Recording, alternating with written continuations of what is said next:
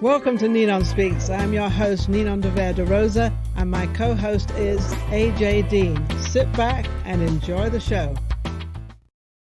Welcome to NinonSpeaks. I'm Ninon de Rosa, and we have another show on its way. And as you know, we usually have two guests, which we have today. I don't normally introduce the guests. I let my co-host, AJ Dean, do that. But I just want to give a shout out to all our audience out there.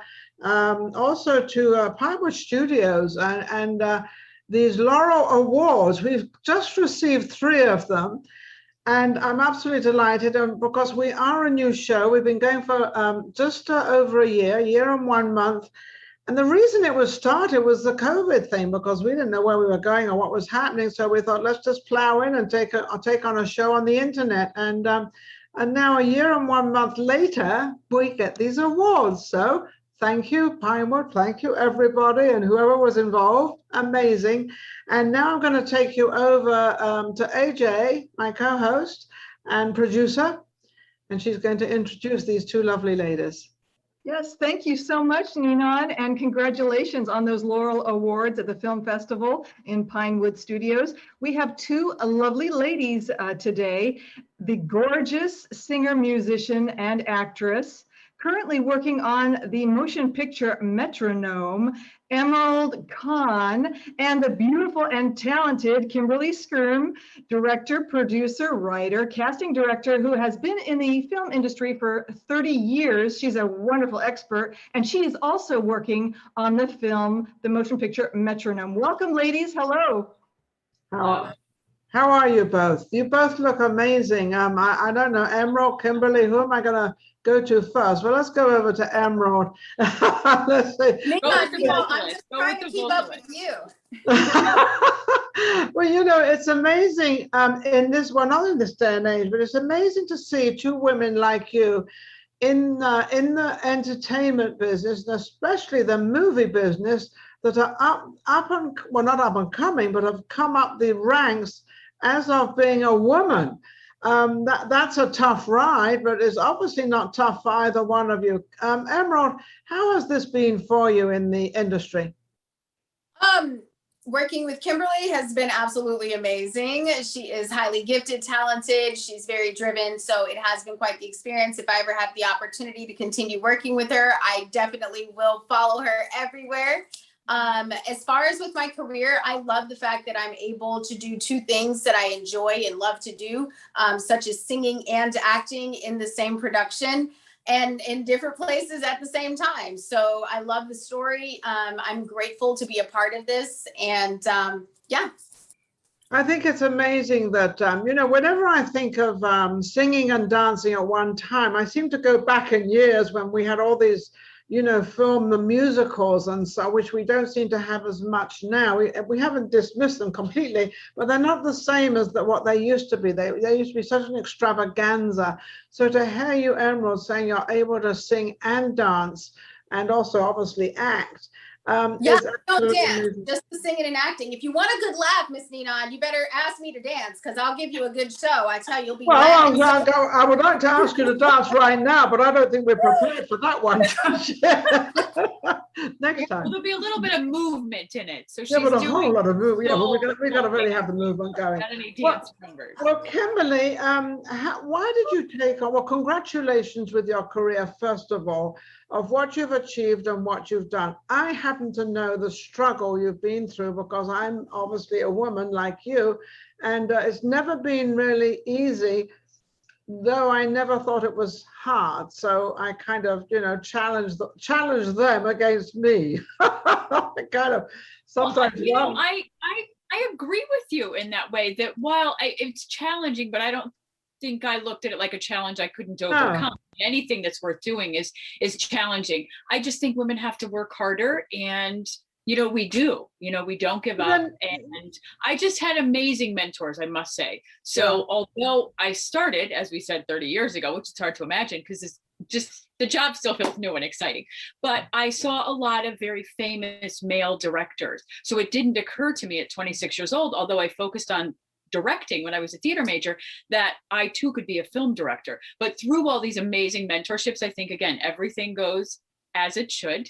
And we just have to learn a lot in that foundational learning from all these other male directors. Now that I found a whole number of scripts that I just really want to direct and their stories I want to tell, I think I'm more well equipped to do it now than I would have been 25 years ago anyway. So I think, again, life is as it should be. And I just look forward to it. So I've been happily climbing along the way, even though it is challenging. Yeah, when you get a script, obviously you're given a lot of scripts because of where your position is right now. How do you choose the one that you kind of attach yourself to? That feeling that, oh, I can do this. I can get the actors. I can get this whole thing together. Well, as I mentioned, I was a theater major in college, and particularly Lillian Hellman and Eugene O'Neill were two of my favorite playwrights. And I think there was a lot of messages underneath the actual text that were there. So there was a bit of a social commentary and some social messaging under the guise of entertainment. So I find that scripts that are written like that, screenplays that have the obvious information just to the apparent reader and the apparent viewer, but those who like to dig deep, that there's a lot of other messages going on. So those are the ones that are particularly appealing to me, because I want to make social change. There's plenty of movies out there, but we all have to pick something that's important to us. And for me, an opportunity to create social change through filmmaking is nothing more wonderful that I could be doing. Emerald, going over to you, Kimberly's mentioning social change. And I think social change comes every day, personally. I think it's different things come up. To you, in social change, what would you like to see in social change in the industry? Honestly, being a minority woman with, a variety of what may or may can be considered as either a superpower or a disability. That's something that I'd like to see more diversity into, as well as something where it's, if you can't, as long as it's not hindering someone from doing their job, then it shouldn't matter at all. And, that's something I'm always very passionate about, because there have been moments where I was looked over for various reasons, neither here nor there, but seeing another person that what were those various reasons? Well, I'll just say that when it's interesting when a person is classified or typecast, like sometimes it can be, I just don't fit it, and that's fine. But if I do fit the role, if I am good, and then there is a little bit of talk that's like, oh, did you see her so-and-so and so? And then it comes into something that just is probably inappropriate, then that makes a difference, because it weighs on a person, especially when you're nearby and you hear something of this nature. So, I mean, it's neither here nor there, because it's interpreted differently for everyone. So I don't really want to speak on that. I will want to speak on, sometimes it's tough to train somebody to do your job. But you do it so differently, when you're teaching someone to do the job that you wanted to do, and it's your job. So, you know what I mean? Things like that happen, and it's okay. I mean, this is business. And if somebody feels like they're better, then they're better. And it's kind of that way. So that's just my perspective. I definitely would like to see a little bit more, and some questions that I feel, being a person that's hard of hearing, being comfortable, being able to say that, and be okay without making it be a problem. Like, oh, Emerald's not going to be able to sing this song because she can't hear. Nope, just get me a pair of monitors. I'll be fine. I know exactly what I need. It's not going to do where my Emerald, I'll get back to you in a minute, Kimberly, but Emerald, you just touched my heart. Dr. Howard House, I don't know if you know him, was actually on my board for Kids Talk Foundation. And he dealt with, the hearing impaired and everything else. And I actually did a show from my other company, Voices of Tomorrow, of children that had hearing impaired. And everybody said to me, well, you can't have them on. They don't know what to say. And I said, of course they know what to say. Of course they know what to do. That was the second show I did with Voices of Tomorrow. And I gave them that platform. And it won an award. And it was one of the most beautiful shows. And then I did another show where the children were blind.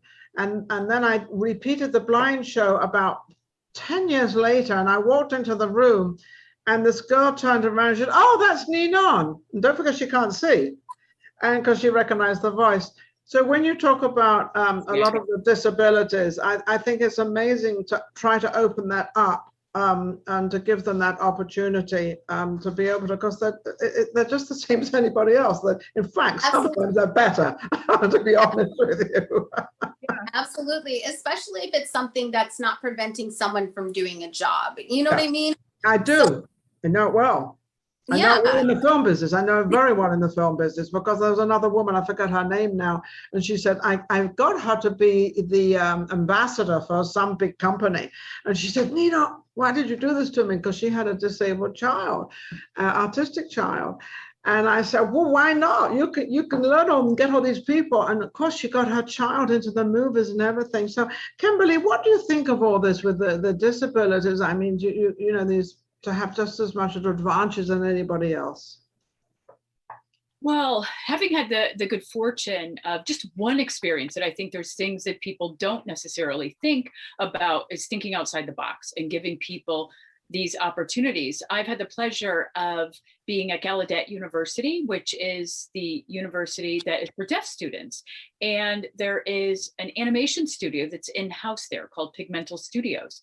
And to see at work a career that people wouldn't necessarily have thought about, but to do animation, you don't need to hear anything. It's all about seeing and tactile and visual. So to have, have had the owner think outside the box, it is amazing to have put the studio there so she could be teaching a new skill to students that, again, they may not have been exposed to that otherwise. So we all can have an opportunity to find a new path, but you have to be introduced to these things. We also all have a box and introducing, anybody to anything you can find. Absolutely. We all have a disability of some kind. I'm sure I like a few floating around. But I'm severely dyslexic with numbers and with letters, and I just always thought I was bad at math and was a terrible speller. And fortunately, because I'd been studying education before I was studying, that I figured it out myself years later. And then someone said to me very recently, well, how have you survived with that? And I said, well, nobody diagnosed me, so I had no idea. I had something wrong. So I just thought I was bad at math, and I thought I was a terrible speller. So I Google everything or look in a dictionary to spell things right.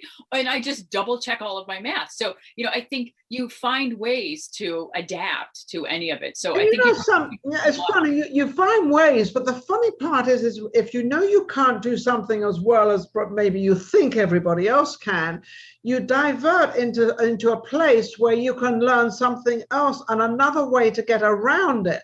Yes. And how you work that is to get around it. Then you know that, and then you all of a sudden know it all. And then you become smarter than the other people because you've taken the time to actually learn something in another way.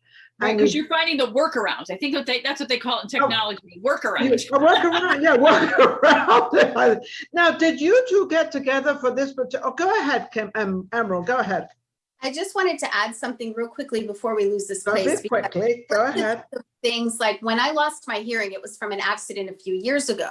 So in retraining, what I learned to do, and this has made a huge difference in my performance today, it's not just working around it, but it's in using everything. Because now on this side, I hear primarily using the sound of feeling, like the vibration. Whereas on this side, I hear immensely well. It's like mega massive super ear of hearing. So it's awesome because now in the studio, I'm noticing a huge difference. And in my performance, I've learned to not just adapt, but really emphasize and make something better than it was before. And so I just wanted to throw that in there.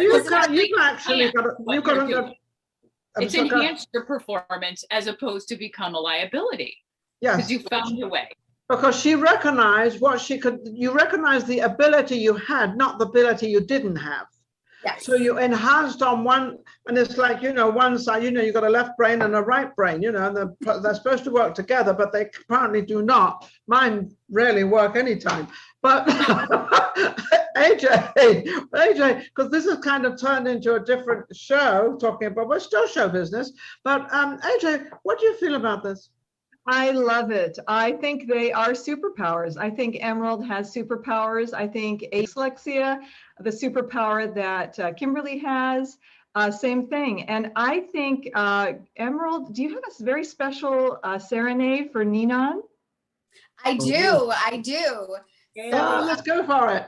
All right. Excellent. Excellent. Well, I was just in Las Vegas and I look forward to coming back out again.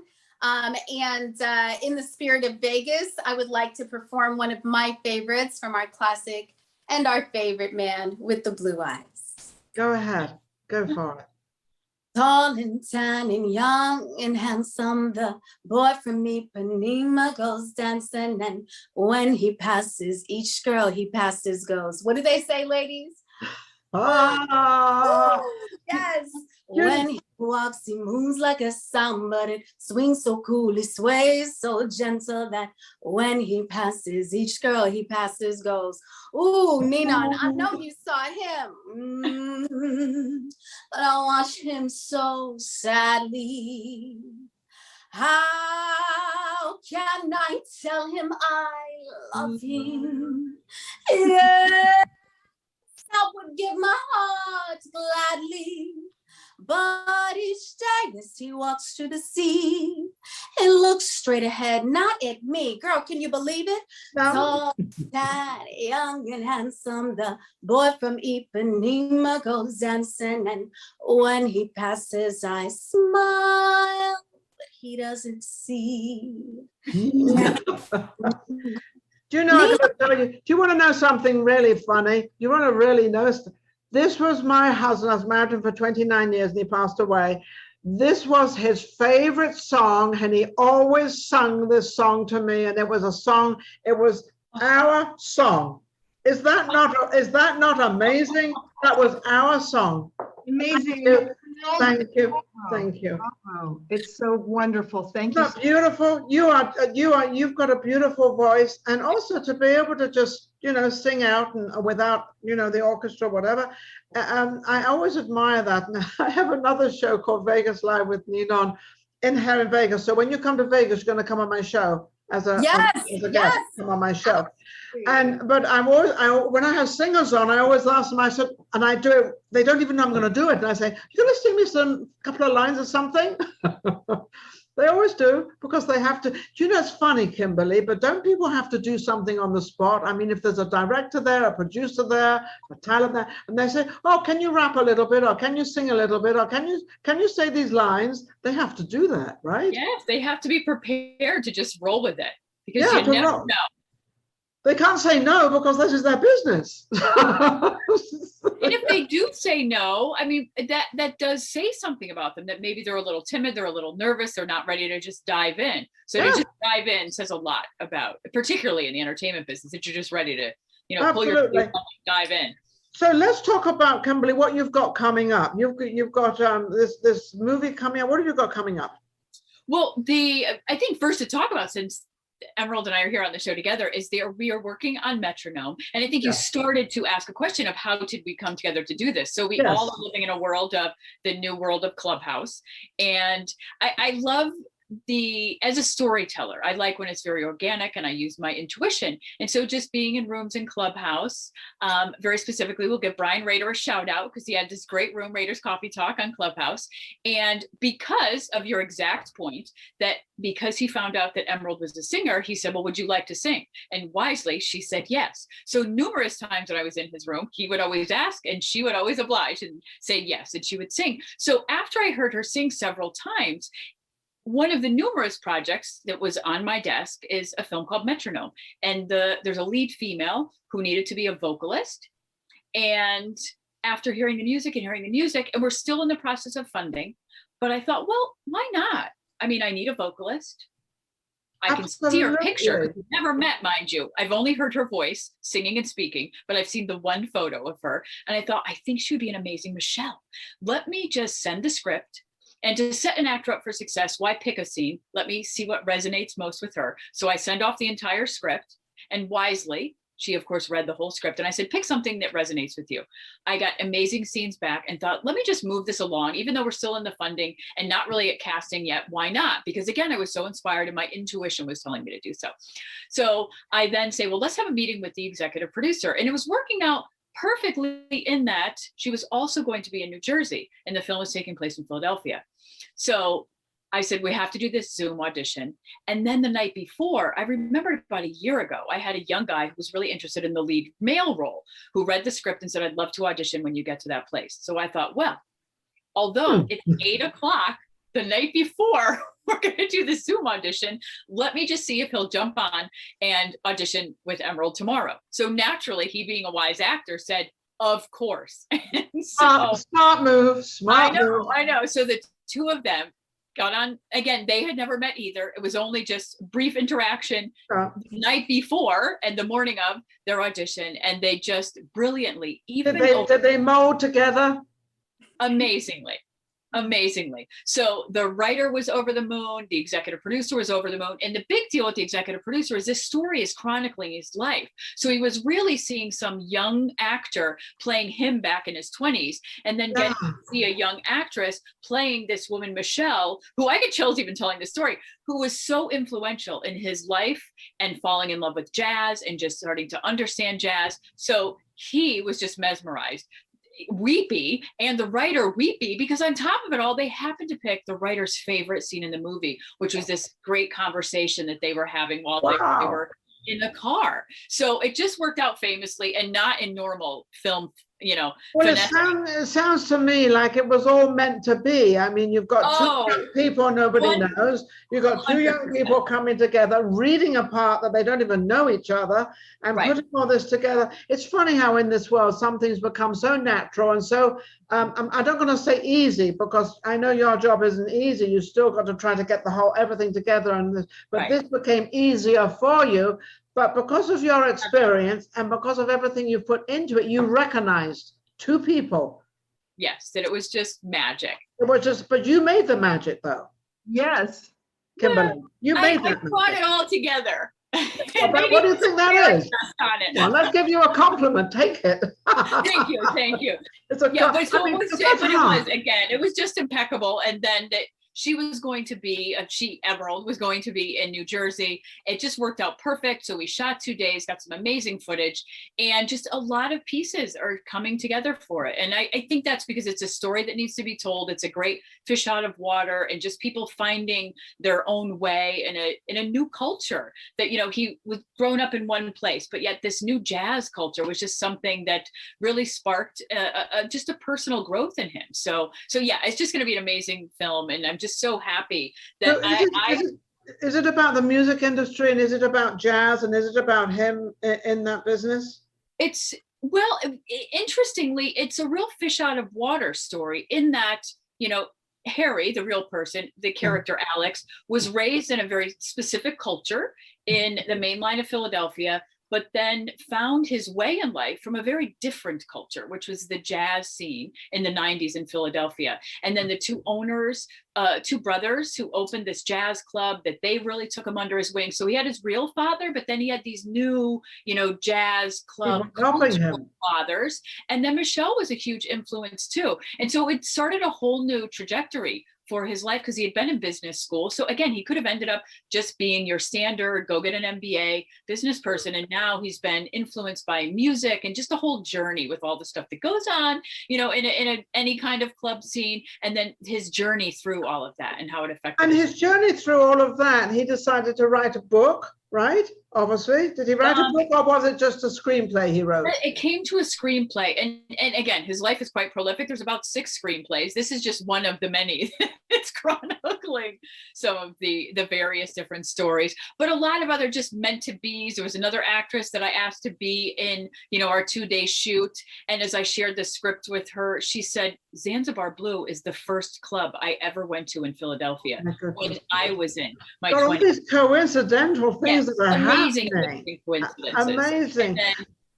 Another great actor from Philadelphia who I had cast in House of Cards, Christopher Mann, that I had no idea. I cast him as the Secretary of Energy. So I had no idea he was even a singer. But so then as we're shooting and, Emerald obviously playing the singer in the film, And we just had a little interchange with them at the bar, and then he starts singing back to her and she's singing back to him. So then I got to find out more about him. Knowing that, I said, no, let's keep doing that, because we're going to work it in. Like, the two of you know each other so well that you have a little song that you do back and forth. So there was just so much magic that came out of the 2 days that it's only becoming more magical as we get to shoot the whole film. Emerald, when you were chosen for this part, did you actually feel that this was kind of, that you could play this because it was kind of you, and it was kind of, you really don't have to put really much effort, which you're going to put a lot of effort, I know, but I mean, because you've already got the gift of playing this part and being this person?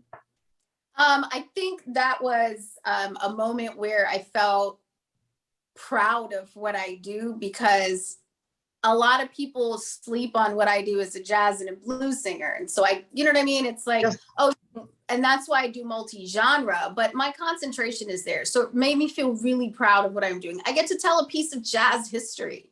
Yeah. You know, it's like meeting, for me, it's like being able to perform an orchestrated piece from Duke Ellington. I just feel connected to what I love, you know, and yeah. I'm grateful that I have the experience so that I can really be able to give the jazz, the vocalist side of the story. Yeah, that's what I was saying. Yeah, that's what I meant. It was because you're able to put in what you already have.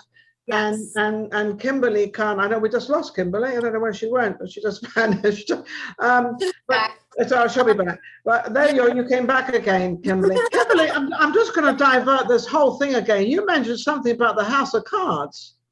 Mm-hmm. Were you involved in that? I was. I did work on the first 3 seasons of House of Cards. Really? So and how was that? Oh, it was amazing. I think my biggest joy is, I started working in television. I really predominantly worked in features. So I'm, again, just fascinated by series. But I think my biggest kind of success of it is that each of the seasons, it was 70 local people, many of which I had known for many years, that I was able to get jobs for actors. I mean, that's the joyous part of casting, which is why we'll never get old. So 30 years later, it's still new, because each month, each week, each year, it's more and more people. Everything is, well, it's creating, because in the movie industry, in the singing industry, and the entertainment industry, you are forever creating, you're forever putting new stuff out there, and this really keeps you young. I mean, you know, I'm trying the same old thing as you're all trying. Stay young. You don't have to worry, Emerald. You're still young enough. But it's funny. Eternal. I just got to keep up with you ladies. You just keep looking better with grace. That's all I got to say. Yeah, thank you. Well, accept that. But you two have done it exceptionally well. It's absolutely amazing. What's the biggest thing, or the thing that you've really achieved, Kimberly, that you really, you said, this is it. This is what I wanted? Wow, what an interesting question.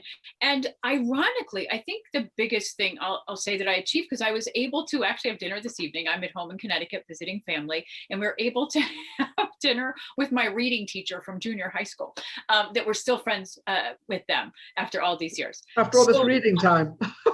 and of course, my favorite thing when I was studying to be a teacher was story time. So it's no surprise that here I am in a storytelling business, but it was. So the biggest thing I think I've accomplished was the mental shift from being a casting director and a producer, which is really creating a platform and opportunity for everyone else to succeed, correct, to shift to that it was okay to be the director and rally all of that around me having an opportunity to be the chief creative officer.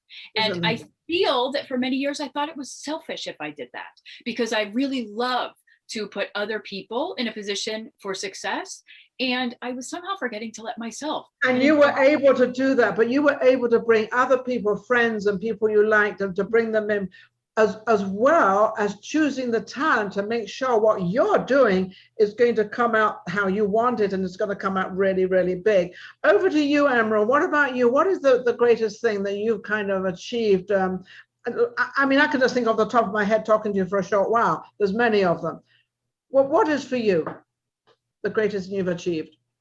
The biggest and the greatest moment that I will never forget. Actually, there's 2 top big ones, but the one that I will choose for this discussion, it is not only attending the White House Correspondents' Dinner, right, one year, and performing at a variety of pre-dinner receptions, but during one of those performances, a very special thing happened.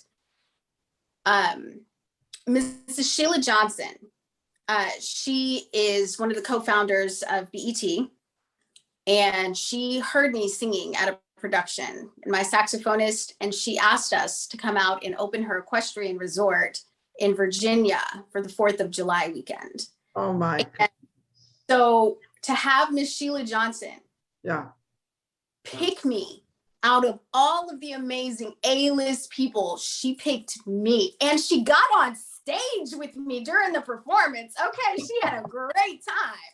Here we are. Yes, it's a moment I would never forget. I'm going to quickly, because we've got a couple of minutes. How can anybody reach you, Emerald?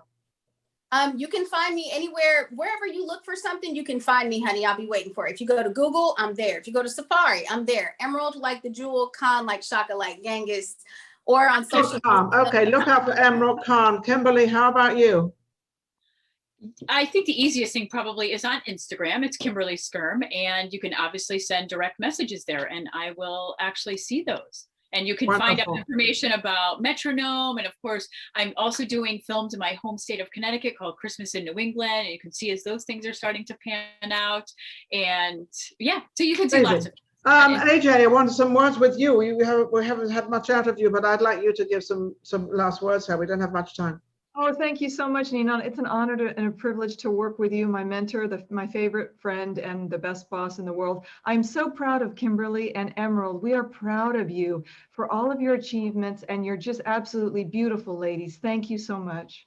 I'd like to thank everybody out there. I'd like to thank my guests, Kimberly and Emerald. Absolutely amazing story, because it has not been easy for them, but they have disregarded all the things that were hard for them, and they chose to go take that ladder and keep going up each rung at a time. And you've all done it, and you've done it beautifully, and you've maintained as still being two women in the business, which I think is absolutely amazing. I also want to thank we're only just getting started. Getting started, right? Look, I just came from the studio today. We finished 3 songs. Like I promise there's a lot of great things that are happening. I'm really excited about all of this. I'm excited. Platform. Thank you for this platform too.